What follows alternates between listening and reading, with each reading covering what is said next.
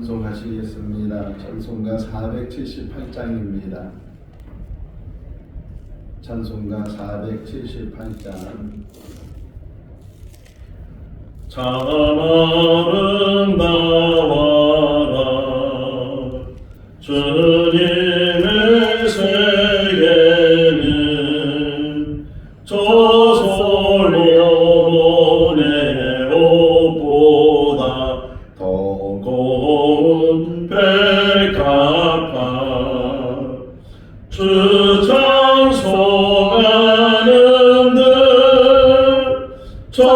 맑은 새소리 내 아버지의 지으신 그 솜씨 깊도다 참 아름다워라 주님의 세계는 저 아침 해와 저녁 놀 밤하늘 빛난 별 망망한 바다와 넓은 보물이 다 주 하나님 영광을 잘 드러내도다 참 아름다워라 주님의 세계는 조상에 부는 바람과 잔잔한 시냇물 그 소리 가운데 음성 들리니 주 하나님의 큰 뜻을 날 알지 못하도다. 아멘. 열왕기상 6장 14절에서 38절 말씀입니다. 열왕기상 6장 14절에서 38절 말씀.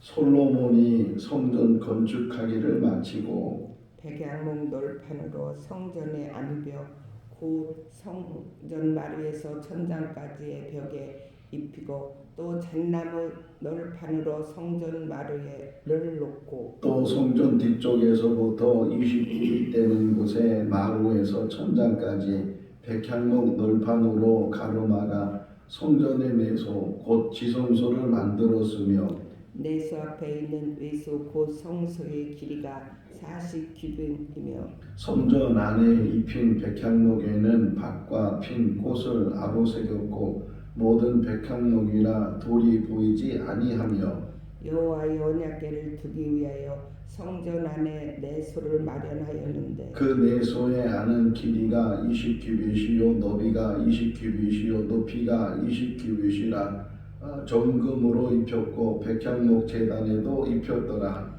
솔로몬이 정금으로 예수 안에 입히고 내소 앞에 금사슬로 건너 지르고 내수를 금으로 입히고 온 성전을 금으로 입히기를 마치고 내소에 속한 제단의 전부를 금으로 입혔더라. 내수 안에 감람나무로 두 그룹을 만들었는데 그 높이가 각각 10규빗이라 한 그룹의 이쪽 날개도 5규빗이요 저쪽 날개도 5규빗이니 이쪽 날개 끝에서부터 저쪽 날개 끝까지 10규빗이며 다른 그룹도 10규빗이니 그 두 그룹은 같은 크기와 같은 모양이요 이 그룹의 높이가 10규빗이요 저 그룹도 같았더라. 솔로몬이 내소 가운데 그룹을 두었으니 그룹들이 날개가 퍼져 있는데 이쪽 그룹의 날개는 이쪽 벽에 닿았고 저쪽 그룹의 날개는 저쪽 벽에 닿았으며 두 날개는 성전의 중앙에서 서로 닿았더라. 그가 금으로 그룹을 입혔더라.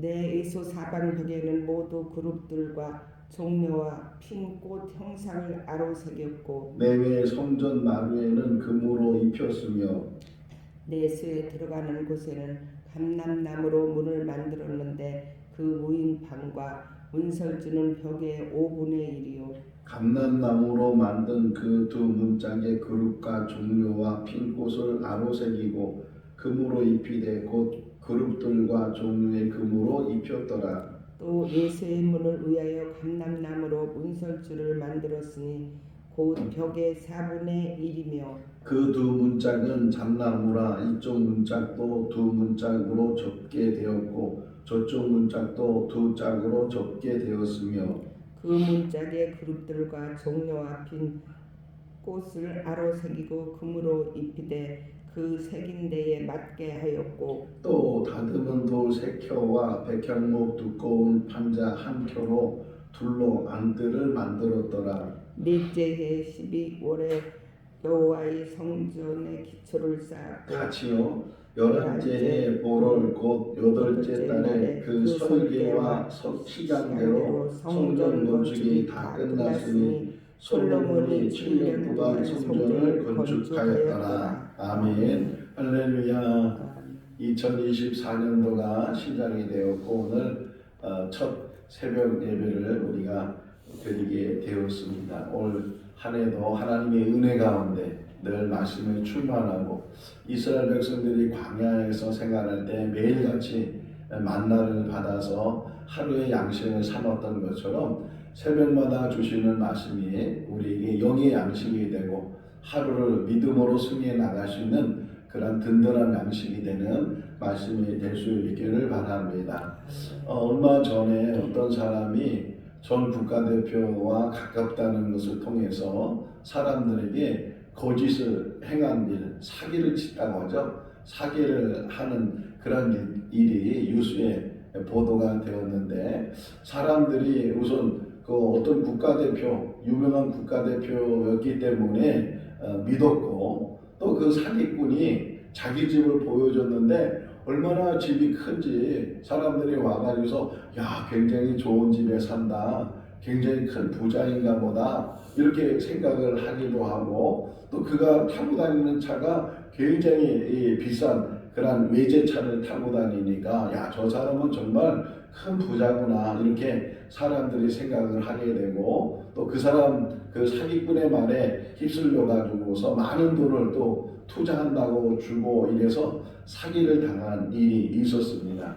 그런데 나중에 알고 보니까 그 집도 몇 달 이렇게 렌트를 하는 거예요. 비싼 돈을 주고서 빌려가지고서 또 자동차도 자기 게 아니고 빌려가지고서 사람들에게 사기를 치기 위해서 내가 이렇게 잘 산다라는 것을 과시하고 보여주기 위해서 그렇게 빌려서 몇 달 동안 빌려서 사람들을 속였던 그러한 일이 뉴스에 우리가 접하게 됐습니다. 그런데 일반 사람들도 마찬가지로 그냥 외형적으로만 봐서 야 좋은 집에 산다, 야 좋은 차를 끌고 다닌다 이런 것 때문에 속아서 그래서 사기를 당하는 그러한 일들이 있어요.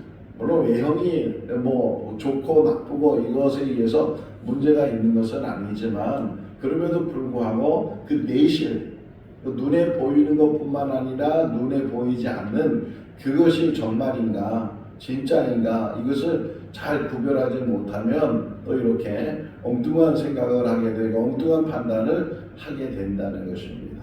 하나님께서 이제 솔로몬을 통해서 하나님이 집인 성전을 짓게 하시죠. 원래는 다윗이 짓고 싶었는데 다윗은 짓지 못하고 이제 다윗의 아들 솔로몬에 의해서 성전을 짓게 되는 그런 이야기를 우리가 계속 읽고 있는데 7년 동안 지었어요. 오늘 마지막 37절 38절 말씀을 보게 되면 7년 동안 지었다. 더 따지고 보면 7년 6개월 동안 성전을 짓게 되는데 오늘 시작을 보면 14절 말씀에 뭐라 그러면 성전 짓는 성전 건축을 마쳤다 이렇게 표현하고 있고 또 38절에서도 성전 건축을 마쳤다 이렇게 표현하고 있고 또 우리 지난 해에 봤던 마지막 9절 말씀을 보게 되면 성전 건축을 마쳤다 이렇게 한 장 안에 성전 건축하는 일을 이야기하고 또 성전 건축을 마치게 됐다 이런 말을 계속 하게 되는 것을 우리가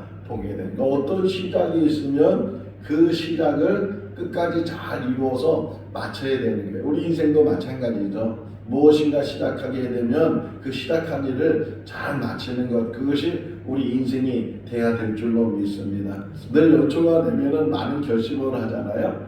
근데 많은 결심을 하는데도 그것이 1년 내내 그 결심대로 살지 못하는 경우가 참 많이 있어요. 그래서 흔히 하는 말이 작심삼일이다 이런 말도 안 해요. 결심한 것이 3일도 못 가서 금방 다 뭘 결심하는지도 모르고 또 결심한 대로 살지도 못하는 그런 모습들을 보게 되는데, 여기 보게 되면 성전 건축할 때 물론 많은 재료가 준비되어 있고 또 많은 좋은 기술자들도 있고 또 솔로몬에게 지혜가 있고 이래가지고서 성전 건축하는 일에 큰 어려움은 없었지만 어쨌든 그래도 이 성전 건축하는 일이 하루 이틀이 아니고 1, 2년이 아니고 7년 이상 걸리는 그런 건축이었기 때문에 끝까지 꾸준하게 잘 하지 않으면 그러면 마칠 수가 없는데, 오늘 이제 14절 시작해서 또 38절 마지막 보면서도 성전 건축이 마쳐지게 됐다. 이제 우리의 2024년도가 시작이 됐는데 2024년 마지막 12월 31일까지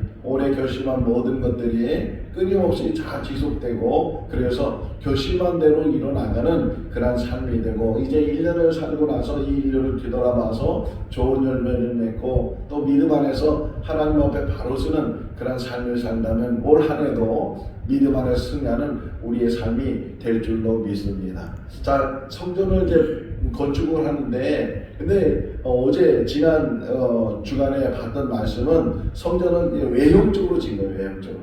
외형적으로 이렇게 7년 동안 다 질 뿐만 아니라 그 외형에 있는 것보다 더 중요한 게 안에 있는 거잖아요. 내실이라고 그래요. 오늘 보게 되면 내실 속에 여러 가지 이제 방들을 만들게 되고 또 뭐 그룹은 천사를 의미하는데 천사를 만들게 되고 하는 것들을 보게 돼요.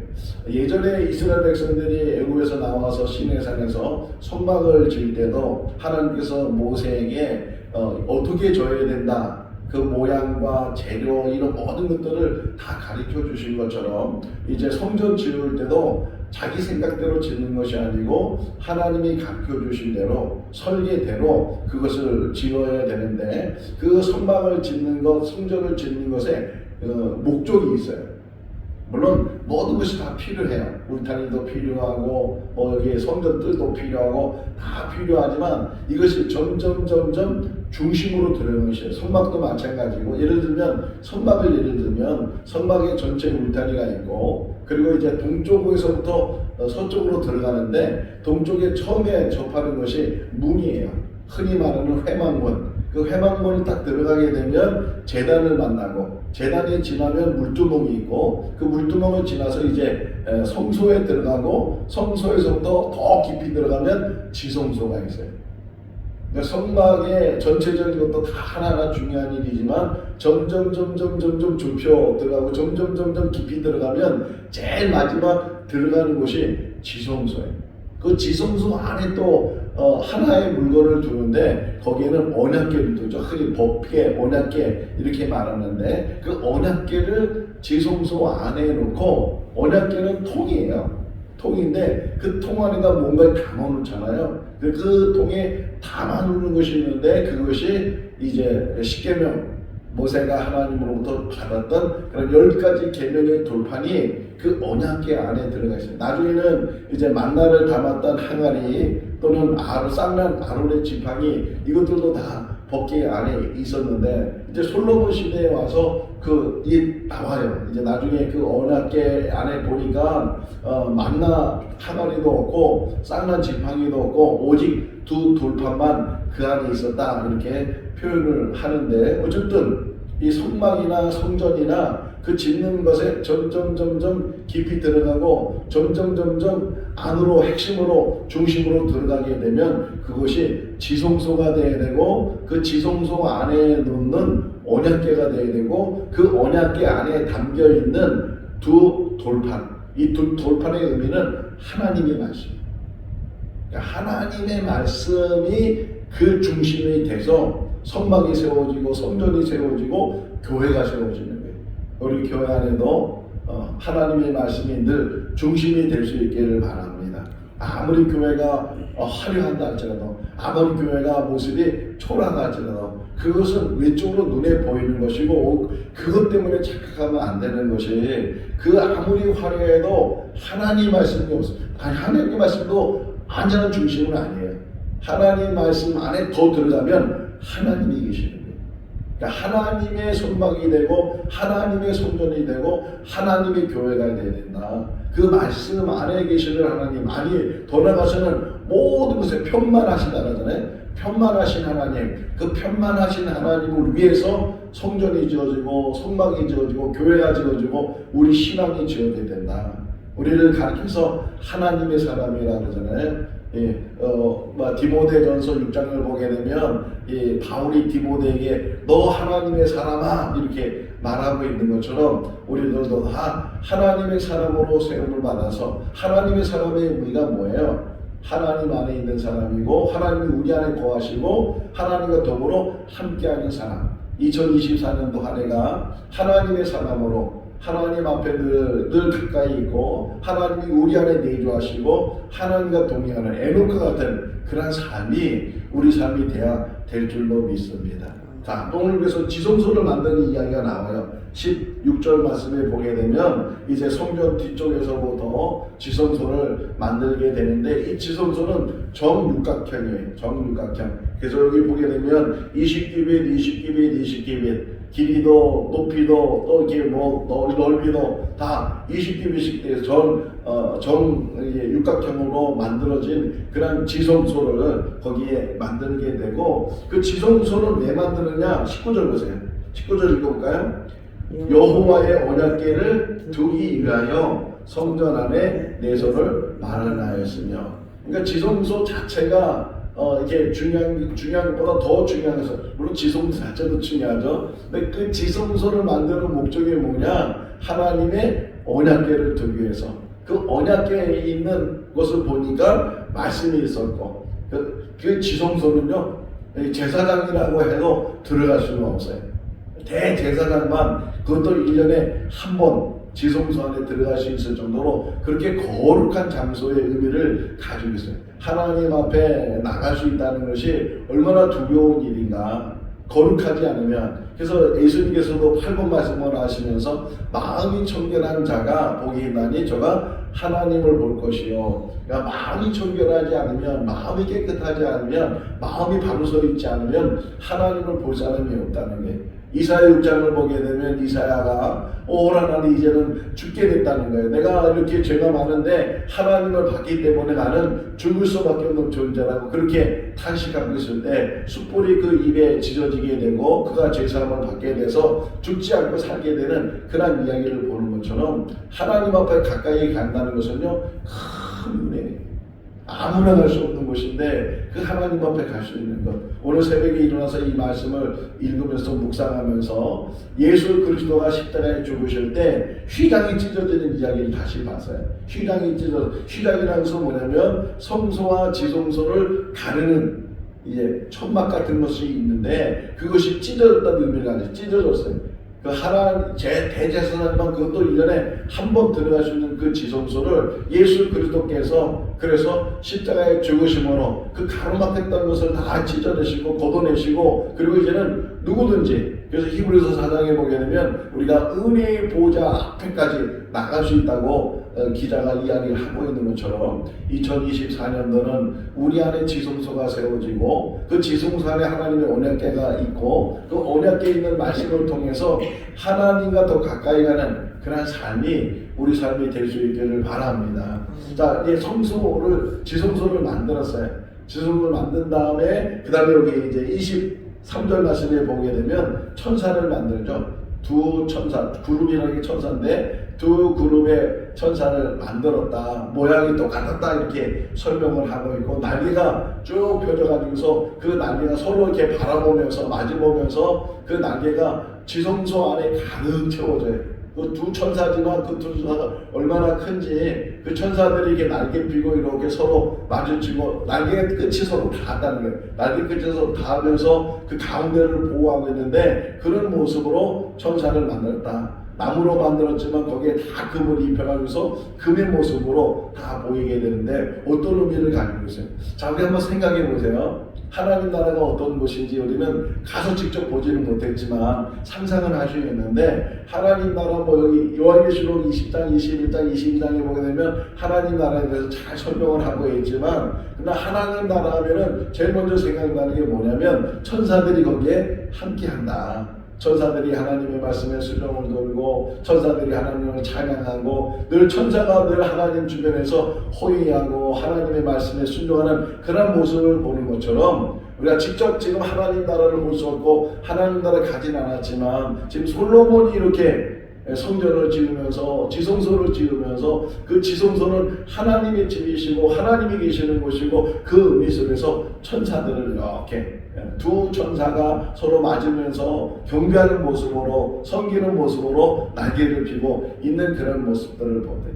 자, 또 하나 재미있는 표현이 있는데 창세기 28장에 야곱이 아버지를 속여서 장자의 축복을 받고 속인 것을 알게 된 에서가 야곱을 죽이려고 하고 그러니까 그 야곱이 도망을 가잖아요. 삼촌 집으로 외삼촌 라반의 집으로 도망을 가다가 너무 밤이 늦어서 이제 잠을 자는데 노숙을 하는 거예요. 길에서 잠을 자는데 꿈에 갑자기 사닥다리가 하늘까지 닿는 사닥다리가 보여요. 그 사닥다리에 천사들이 나타났는데 표현이 어떻게 표현되냐면 그 천사들이 오르락 내리락. 표현이 뭐라고요? 오르락 내리락. 저는 이 말씀을 묵상할 때마다 천사가 지금 현재 어디 있는 거예요? 올라간다는 것은 지금 밑에 있다는 뜻이잖아요. 오르락 내리락 한다. 하나님 그 나라의 천사들이 하나님의 수종을 들고 하나님의 말씀에 복종을 하고 그들이 영원토록 하나님을 찬양하고 그런 일들도 하지만 또 한편으로는 하나님께서 우리들을 보호하시기 위해서 하나님께서 우리를 지키시기 위해서 하나님의 천사들을 우리에게 보내주셨구나. 그래서 천사들이 지금 우리 눈에 보이지 않지만 하나님께서 우리를 보호하도록 우리를 지키도록 그런 천군 천사로 하나님이 우리와 함께 하시는 그런 모습도 우리가 생각해 볼 수 있는 것처럼 자, 천사들은 하나님의 이제 그 수종을 들고 하나님의 뜻을 이루고 하는 그런 일들을 할 뿐만 아니라 그 하나님의 말씀에 의해서 하나님께서는 우리들 주변에도 하나님의 천사를 보내주시고 우리를 지키도록 우리를 보호하도록 우리를 잘 인도하도록 그렇게 함께 하실 줄로 믿습니다. 자, 어쨌든 이런 지성소에 천사를 세웠다. 또 지성소 안에 있는 천사만 있는 것이 아니고 다른 예배교를 보게 되면 그룹들을 많이 그려놨다는 거예요. 어디든지 천사들이 보여줄 수 있도록 그룹들을 많이 표현하고 있고 그렇게 한 그런 성전에 이제 지성소와 성소를 만들고 그리고 여기 보시면 22절에 보게 되면 그 모든 것들을 다 금으로 입혔다는 거예요. 얼마나 화려하게 했어요. 얼마나 눈부시게 했어요. 근데 처음에 말씀드린 것처럼 아무리 화려하고 아무리 눈부시고 아무리 귀한 것으로 치장을 하고 장식을 해도 하나님이 계시지 않으면 하나님의 말씀이 없으면 그것은 성전이 될 수 없고 교회가 될 수 없고 하나님의 집이 될 수가 없습니다. 우리 2024년도 한 해가 하나님의 집이 되고 하나님의 말씀으로 풍성한 생거진천교회가 될 수 있기를 바랍니다. 마지막 하나만 더 보시면 38절이에요. 38절 읽어볼까요?